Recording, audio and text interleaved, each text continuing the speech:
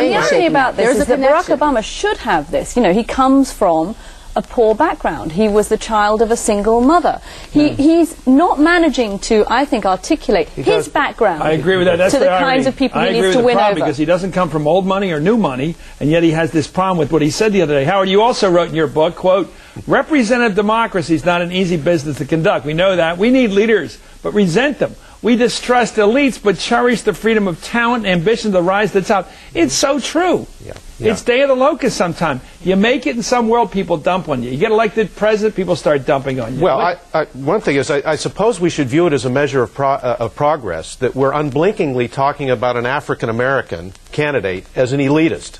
I mean, that's progress of a sort. People aren't smacking their heads and saying, "What are you talking about? He's black." They're not doing that. Is that a Western Pennsylvania thing? I didn't think of that. So that's progress. But what he's got to do, I know him pretty well, and he's great one-on-one, and he's great in the big auditoriums, the rock star. It's the middle distance where he hasn't yet mastered that. He's got all the varied experience within him. The great presidents have a variety of experience that they draw on to master those contradictions. But he's not he can intellectually. He's got to do it emotionally. He's not the Bush guy that you want to hang out and have a beer with. I mean, but maybe people are looking back at last 8 years. But the problem is that Bush didn't hear the other side of any argument he was ever in. This is what I think is important. I think you could say that Bill Clinton loves politics, the art of politics, the ability to connect with people, right, as a manifestation of politics. I think that Barack Obama represents a disdain of a sort for politics.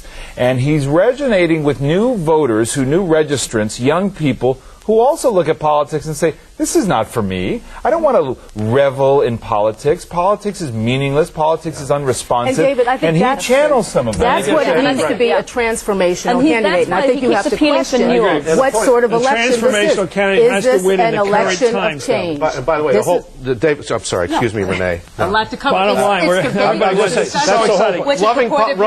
loving politics is the whole point of the book, and he's got to express that, but his whole message is, hey, we're above politics. Well, we're not above politics. That's who we are. Well, that's bottom line time. And we asked the Matthews Meter 12-hour regulars, has Obama's near inevitability as the Democratic nominee changed since his bitter comments in this week's tough debate? Our meter doubts that it has. 9 still say that Obama is still nearly inevitable. Just 3 say he's not.